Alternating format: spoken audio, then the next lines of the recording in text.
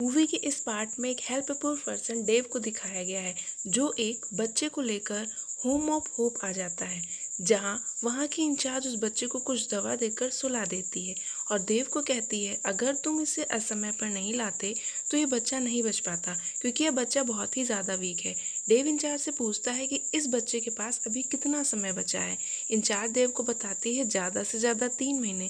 यह सुनकर देव उस बच्चे को ठीक करने के लिए लाइफ सस्टेनिंग फूड खरीदने के लिए चल देता है।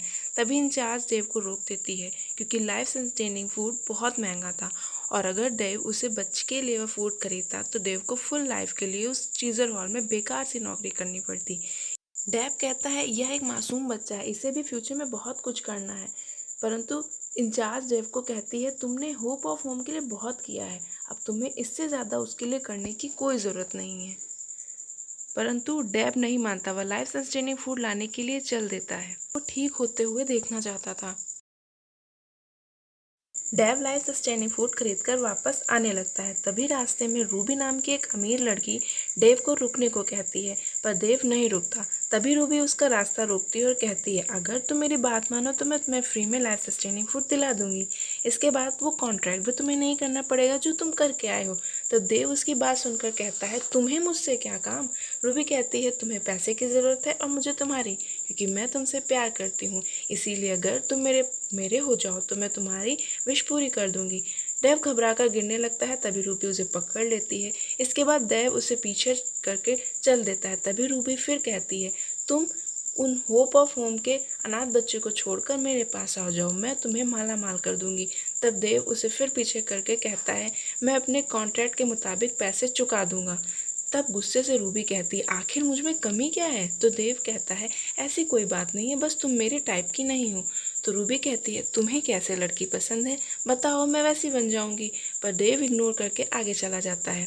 पर ये बातें माइक सुन लेता है और खूब हंसता है। देव देव तुम्हें भी कोई लड़की पसंद कर सकती है। और माइक देव पर खूब हंसता है। तभी दूर से 2 सैनिक आकर देव से कहते हैं आपको मास्टर ने तुरंत बुलाया है, कोई इमरजेंसी है।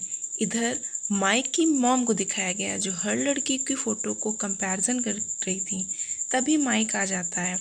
उसकी माँ उससे पूछती है तुम्हें उस आइलैंड पे कुछ मिला या नहीं।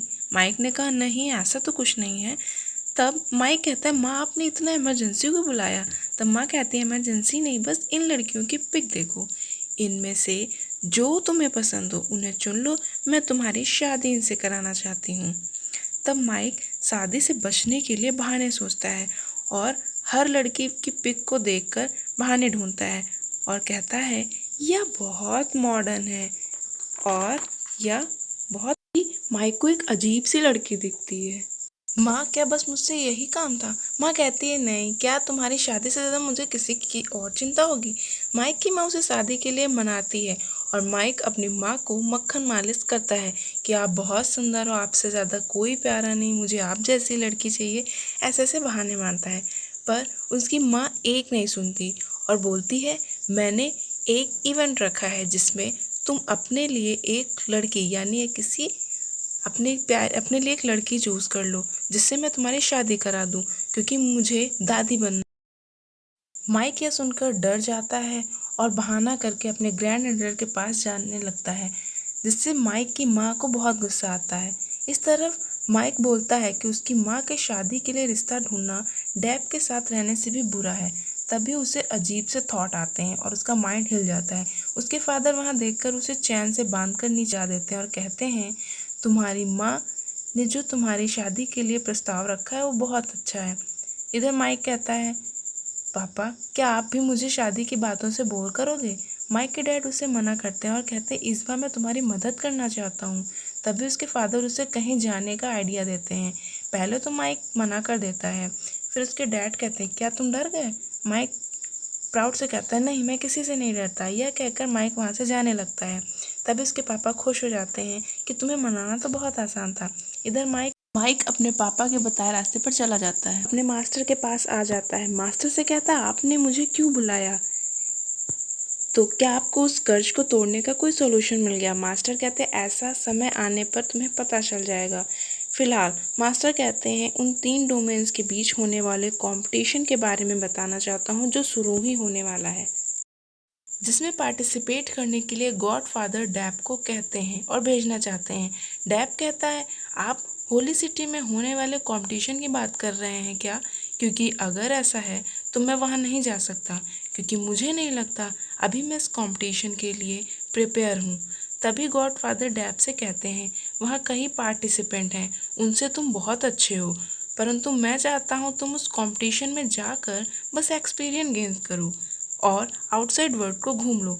तभी डैब यह सुनकर वहाँ जाने के लिए मान जाता है और आगे मास्टर डैब को बताते हैं, अगर उस कंपटीशन में तुमने टॉप 16 में अपनी जगह बना ली तो तुम्हें बहुत से प्राइज़ मिलेंगे, और अगर कहीं तुम उसमें जीत गए तो तुम्हें एक आर्टिफैक्ट मिलेगा जो हो सकता है तुम्हारे कर्ज तोड़ने में तुम्हारी मदद करे। यह सब सुनकर डैब होली सिटी में जाने के लिए और एक्साइटेड हो जाता है, और यही मैजिकल वर्ड एनिमी एंड होता है। आगे के पार्ट के कंटिन्यू सुनने के लिए आप मेरे चैनल को सब्सक्राइब ज़रूर करें।